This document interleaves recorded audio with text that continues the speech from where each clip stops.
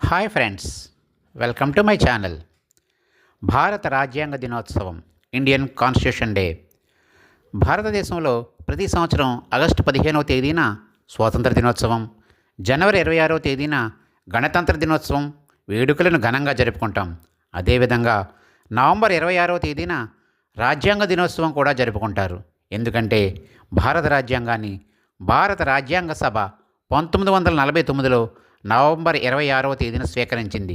అయితే ఇది 1950 జనవరి 26వ తేదీ నుండి అమల్లోకి వచ్చింది. ఈ సందర్భంగా ప్రతి ఒక్క భారతీయుడు రాజ్యాంగ దినోత్సవం రోజున రాజ్యాంగం యొక్క చరిత్ర, ప్రాముఖ్యత, రాజ్యాంగ ఉపోద్ఘాతం వీటి గురించి వాస్తవాలను ఖచ్చితంగా తెలుసుకోవాలి.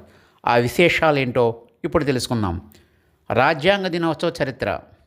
దేశాన్ని ఒకే తాటిపై నడిపించే రాజ్యాంగం పుట్టినరోజైన నవంబర్ 26ని గుర్తుపెట్టుకోవాలని భారత ప్రభుత్వం 2015లో అంబేద్కర్ 125వ జయంతి సందర్భంగా నవంబర్ 26ని భారత రాజ్యాంగ దినోత్సవంగా ప్రకటించి ఆ సంవత్సరం నుంచి నవంబర్ 26న జాతీయ న్యాయ దినోత్సవానికి బదులు రాజ్యాంగ దినోత్సవంగా జరుపుకుంటున్నాం.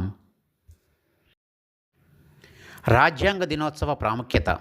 డాక్టర్ బిఆర్ అంబేద్కర్ ఒక ప్రసిద్ధ సామాజిక సంస్కర్త, రాజకీయవేత్త, న్యాయవాది మరియు భారత రాజ్యాంగ పితామహుడు అని కూడా పిలుస్తారు.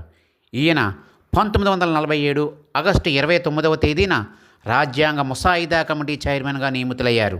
భారత రాజ్యాంగాన్ని రూపొందించిన వ్యక్తి ఆయన. ఈ జయంతి సందర్భంగా రాజ్యాంగ దినోత్సవానికి మరింత అవగాహన తీసుకువచ్చే లక్ష్యంతో ఈ దినోత్సవాన్ని జరుపుకుంటారు. భారత రాజ్యాంగ రచన. భారత రాజ్యాంగ రచనకై ఎన్నికైన రాజ్యాంగ పరిషత్ వివిధ అంశాల పరిశీలనకు 22 కమిటీలను, 7 ఉప కమిటీలను ఏర్పాటు చేసింది. వీటిలో అత్యంత ముఖ్యమైన ముసాయిదా కమిటీని 1947 ఆగస్టు 29న బిఆర్ అంబేద్కర్ అధ్యక్షతన 6 సభ్యులతో ఏర్పాటు చేశారు. రాజ్యాంగ పరిషత్ 11 సార్లు సమావేశమైంది. ముసాయిదా తయారీలో భాగంగా అంబేద్కర్ స్వయంగా 60 దేశాలకు చెందిన రాజ్యాంగాలను చదివారు. మొత్తంగా 2 ఏళ్ల 11 నెలల 18 రోజుల పాటు కష్టించి సుదీర్ఘ మేధోమథనం తర్వాత ముసాయిదా కమిటీ హిందీ, ఇంగ్లీషులో కాపీలను తయారు చేసింది. దీనిపై రాజ్యాంగ పరిషత్తులో 115 రోజులు చర్చించి 2473 సవరణలతో 1949 నవంబర్ 26న ఆమోదించారు. ఈ భారత రాజ్యాంగం మొదట ప్రేమ్ బిహారీ నారాయణ్ రైజాదా రాశారు. ఈ పుస్తకం ఇటాలిక్స్ శైలిలో రాయబడింది. ప్రతి పేజీని శాంతినికేతన్ కళాకారులు అలంకరించారు. భారత రాజ్యాంగంలో ఏముంది? భారత రాజ్యాంగంలో మొత్తం 25 భాగాలు, 448 ఆర్టికల్స్ మరియు 12 షెడ్యూల్స్ ఉన్నాయి.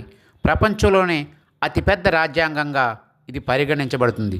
ఈ రాజ్యాంగ ప్రవేశికతో ప్రారంభమై ప్రాథమిక హక్కులు, ఆదేశిక సూత్రాలు, ప్రాథమిక విధులు, కేంద్ర రాష్ట్ర ప్రభుత్వాలు నడుచుకునే విధానాలు, న్యాయ వ్యవస్థ, ఎలక్షన్ కమిషన్ మరియు వివిధ రాజ్యాంగబద్ధ సంస్థల యొక్క విధి విధానాలు పొందుపరచబడి ఉంటాయి.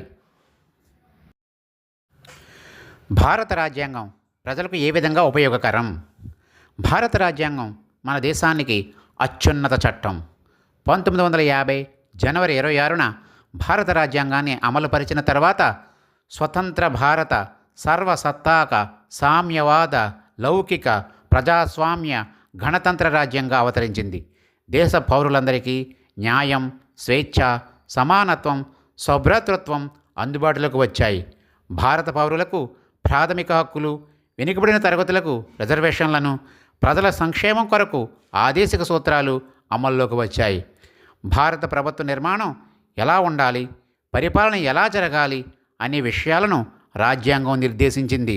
శాసన వ్యవస్థ, కార్యనిర్వాహక వ్యవస్థ, న్యాయ వ్యవస్థల ఏర్పాటు, ఆయా వ్యవస్థల అధికారాలు, బాధ్యతలు, వాటి మధ్య సమన్వయం ఎలా ఉండాలో కూడా నిర్దేశిస్తోంది. ప్రతి ప్రభుత్వానికి రాజ్యాంగం అనునది అతి ముఖ్యమైంది. ప్రభుత్వం అనునది శరీరమైతే రాజ్యాంగం అనునది ఆత్మ లాంటిది. ప్రజలకు దిశానిర్దేశాలు చూపించేదే ఈ రాజ్యాంగం. జై హింద్, జై భారత్.